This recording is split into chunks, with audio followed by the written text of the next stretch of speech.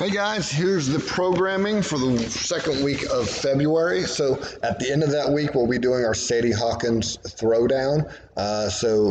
The week before is going to be the last chance for you to sign up a team. If you want to help judge, I'm going to ask for some judges, some chaperones that day. And we're adding a 7 o'clock CVC class to Stanton that day. So if you're not doing a Sadie Hawkins Throwdown, you've got some classes to go to, more classes in Stanton to get to. And if you go to that 7 o'clock, you got time to get over to Fishersville and be a spectator and cheer people on. All right, so into our workouts this week. So there's going to be a couple of opportunities to test. Monday we're doing back squats. This is probably not a good day to do a squat endurance test because it will cash you out for that workout that's coming after this, but you may be able to put that in there. But otherwise, most everybody's going to have a barbell on their back working into heavy sets of 5 there. And then we're doing some air squats with our partner and some partner sit-ups to keep it fun there. 3 rounds, short workout there, but trying to make sure we don't hit failure on those legs, just holding that back every round, but trying to keep moving with those synced up air squats. And then we'll definitely stretch out the legs for mobility after that, after a workout like that. And skills acceleration will be kipping pull-ups, getting ready for Tuesday.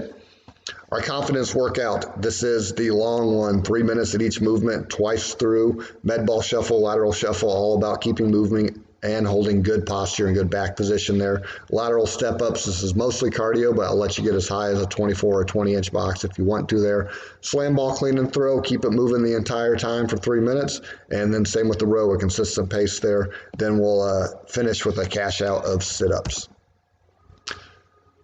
Tuesday's strength will be a 5x5 of strict press here. You're not going to work up to your heaviest set of 5 here. You're just going to do nice sets of 5 the entire time and get a lot of volume work in there with the strict press.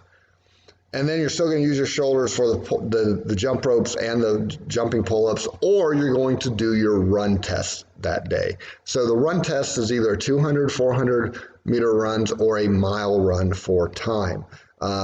If you're doing that after our strict press, we'll have you warmed up and ready to do your run test. If you're not doing a full mile, you're going to do a 200 or 400 meter run, then you'll run your time, your 200 or 400 meter distance, and that'll be a hard run, the best time you can get at that distance. Wait a minute, and then do another 400 meter run to finish out your workout there. Obviously, that will be at a slower pace.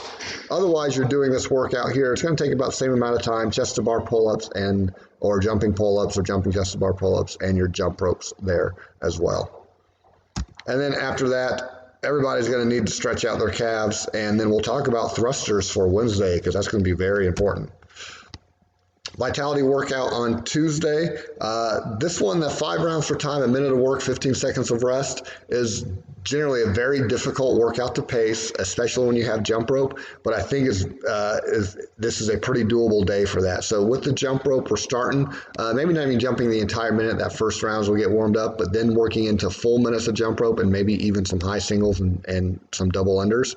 And then you get to kind of catch your breath with the single arm strict press. So we're looking for volume here, not weight. So we're going to keep the weight a little bit lighter there, 30 seconds on one side, 30 seconds on the other. And then the battle ropes will be where the heart gets up again, heart rate gets up again. Fast hands for 30 seconds, slams for 30 seconds. And then the bird pickers, we do a lot of these as cash outs, will actually be an opportunity to pick up some heavier weights in our bird pickers. So we do a lot of practice on this. Should be a chance to go heavier, 30 seconds on one side, 30 seconds on the other. And then the banded pec fly will get into the upper body there, work the chest as a cash out. Wednesday's solar flare workout. So it says up there less than 12 minutes of work. That's the working time, but this is going to take the whole class period because there's 9 minutes of rest with this, and you want your intensity pretty high when you're working with this. So you've got a calorie row and then some heavy thrusters after this, and you kind of want those thrusters to stay unbroken. So the row is aggressive, but not a sprint, and you want to be able to think about coming back to the next round of rowing and repeating that performance from the first round, and then the third and fourth round, those rows stay consistent. And then you see the fun part of this workout, the weight gets lighter, but the reps increase. And so trying to stay unbroken so you can take advantage of that 3 minute of rest and then do it again as you work your way down to the most amount of reps and the least amount of weight with this. And then the extra credit, you're going to definitely want to get into those shoulders and those lats to stretch out. And we'll do some inversion practice for our cash out or skills acceleration that day. Wednesday hump day hit class, you get your choice. Do I want to go down in weight or do I want to go up in weight? So if you come to the Wednesday hit class, you will go up in weight and you'll do a 90-second row or bike. Do your 40 thrusters at your lightest weight, rest for a little bit, and then you're going to do, if you did the row the first round, you do the bike the second round, go into your thrusters where they're increasing with weight but decreasing in reps. And you work your way to your heaviest set of thrusters by the time you're done with this. And we'll still do some inversion practice with crow practice that day and stand. Thursday, so a lot of stuff going on this day. We'll do either the API test or you can do this 20-minute AMRAP. So everybody's going to get warmed up as if they're doing the API test, and a lot of that warm-up will overlap with the 20-minute AMRAP here. So making sure those that need to do the API test are set up there, and basically they'll be set up with two sides of the room. One side of the room we're doing the API test, the other side of the room we'll be doing the 20-minute AMRAP where you're doing kettlebell swings, running out the door, coming in and doing weighted step-ups, and then running back out the door. So should be no interference there with the two different workouts going on that day. And then time permitting, I know usually this is a mandatory thing, but it's actually going to be a volunteer thing because not a whole lot of people want to do anything after those API tests, and probably going to feel the same way after this 20-minute AMRAP. So the core finisher is actually optional that day. But if you want, we've got 8 minutes of that and then extra credit in our, if we've got some time between classes, do floor press and dumbbell rows. And then we'll do skills acceleration for cleans, getting ready for Friday. Our commitment workout on Thursday, 10 static efforts, 20 seconds of work, 20 seconds of rest. Powerful, powerful dumbbell power swings like this. It's like a kettlebell swing, but really emphasizes hard hip extension there to get those two dumbbells moving. Candlesticks, a lot of core work and some coordination, star jumps, get the heart rate up, burn out those legs, and then we'll slow things down and burn out the legs with our kettlebell rack split squat. That's basically a Bulgarian squat, split squat. So the back leg is elevated. Going heavy with our rack hold there because you only got 5 rounds on each side of that. This will help you with your squat endurance test in the level method days when you're doing that. And then the floor press is also going to be our cash out that day. And it's basically 3 rounds, but 8 to 12 reps. I want you to go heavier and stay at those 8 reps. But if you get to some heavy enough dumbbells where you can go as much as 12 and still, or you can go to your heaviest dumbbells that you're comfortable with and still knock out 12 reps or somewhere between 8 and 12 reps, then I encourage you to do that. Otherwise, stay heavy and just go to the 8 reps. Friday, working on power cleans, so we'll do a lot of instruction there on both hang power cleans and probably some pulls from the floor for some people there as well.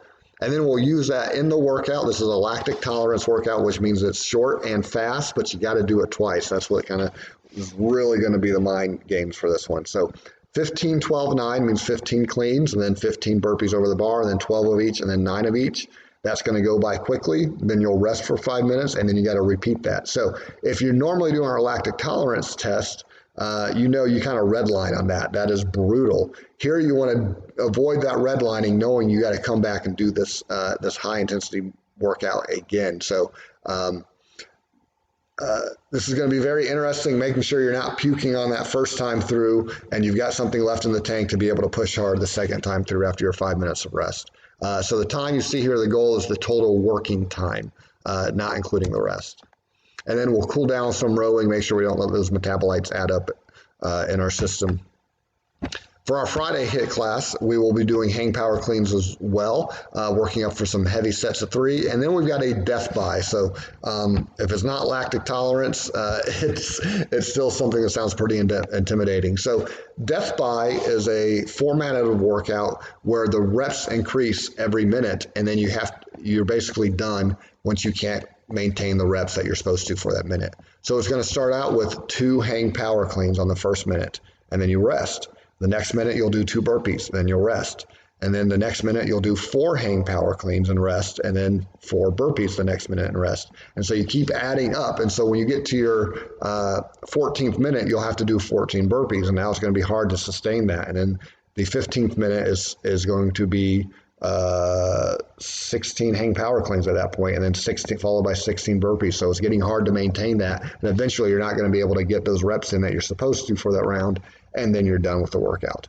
And then finish up with a 3x8 of dumbbell hammer curls to blast the guns there after the cleans.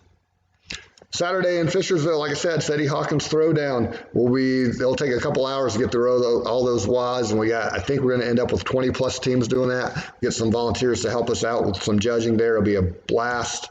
But we will have CVC classes in Stanton. It's our Vital Confidence, 3 minutes of each, 2 minutes of each, 1 minute each of these movements with a little bit of rest in between the rounds will allow you to build up in intensity here. So going faster on the ski erg, going heavier on the cleans, going faster on the bike, and going heavier with the rack up downs. And then we'll work on some glute activation for our cash out there. All right. See you guys this week.